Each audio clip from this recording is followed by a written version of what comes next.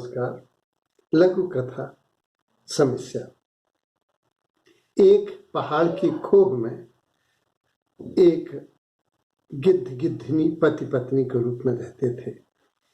कालांतर में पत्नी गर्भवती हुई और वो अपने पति से बोली कि हर पद का अपना एक निश्चित पदेन कर्तव्य होता है, उसका पालन करना ही धर्म है। अतः अब मैं अपने बच्चों की परवरिश में लगूंगी और आप अब भोजन का प्रबंध करें। इतना सुनकर कि ये मेरा धर्म है, कर्तव्य है, वह फौरन उड़ा। वर्षा होने की वजह से, हरितमा घास बहुत अधिक होने की वजह से सब पशु पक्षी स्वस्थ थे। वहां कोई उन्हें मरा हुआ जानवर उसे नहीं दिखाई दिया और दूर दूर तक उसने देखा, लेकिन उसे कहीं कुछ दिखा नहीं। वो लौट आया, बोला, भगवान आज तो लगता है कि भूखा ही रहना पड़ेगा। पत्नी बोली कि ऐसा कहीं होता है, भगवान चोंच देने के पहले चुंदे देता है और वह देखा नहीं, माँ के स्तनों में दूध प्रसव के पूर्व ही उतर आता है। तो भगवान की व्यवस्था आगे आगे चलती है, लेकिन अपने पुरुषार्थ से थोड़ी ऊपर उड़ो, थोड़ा पुनर्प्रयास करो। जो पुनर्प्रयास करते हैं उनकी समस्याओं का समाधान मिल जाता है। वह ऊपर उड़ा और समस्या का समाधान हुआ। एक दूर गधा मरा पड़ा था, आधा पानी में और आधा तल के ऊपर। उसने उसे देखा और उसको ध्यान से देखा तो उसकी आंखों तक में कीड़े पड़ गए थे।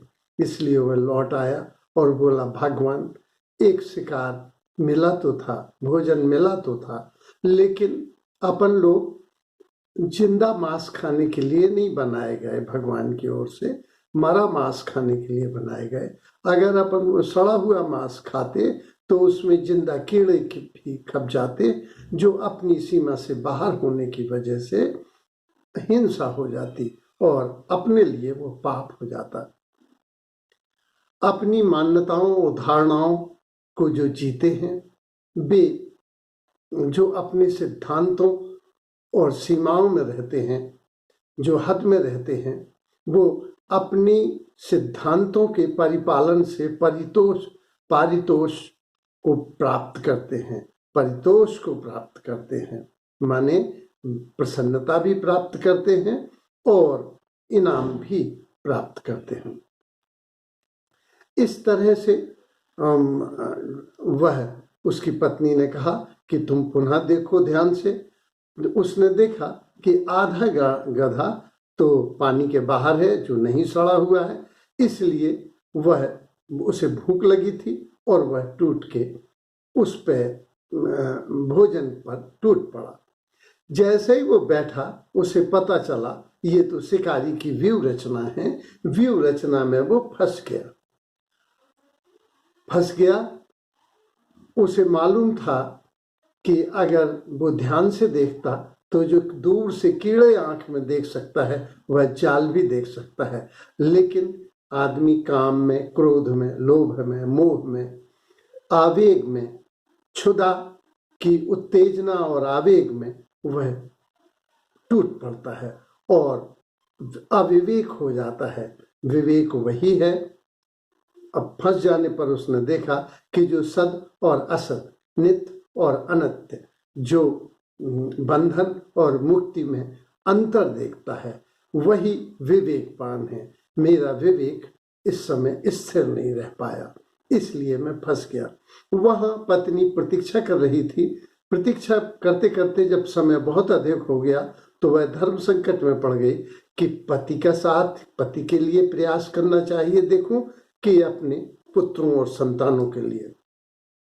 फिर उसके विवेक ने मदद की कि यदि संतानों में और पति में चयन करना पड़े तो पति का ही चयन करना चाहिए। इसलिए वह उड़ी और उड़ने पर उसने देखा कि गिद्ध फंस चुके थे। उसने कहा कि धैर्य रखना, धैर्य रखने वालों के साथ ईश्वर होता है। ईश्वर का नाम दया निधि है उस दया निधि को तो नहीं देखा, लेकिन उसकी दया और कृपा देखी है। भगवान तो मैंने नहीं देखा, लेकिन भगवत्ता देखी है। इसलिए तुम धैर्य रखना। और एक मिलकर दो नहीं होते। जब दो मित्र मिलते हैं तो वे दो नहीं होते, वे 11 होते हैं।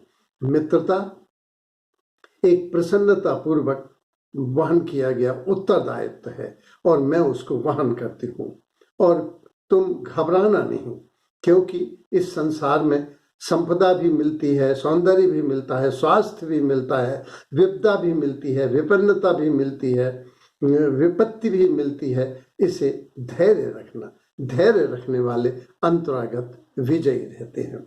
और जागरूक रहें, क्योंकि जहां समस्याएं हैं उसी के इर्द गिर्द उसका समाधान है। वह जागरूक होकर और पति को जागरूक करके और प्रतीक्षा करने लगे, क्योंकि बहुत सी समस्याओं का समाधान समय भी कर देता है। और समस्या उतनी बड़ी नहीं होती जितनी भय मानकर हम भयभीत हो जाते हैं और निढाल हो जाते हैं। इसलिए हमें प्रतीक्षा करनी चाहिए।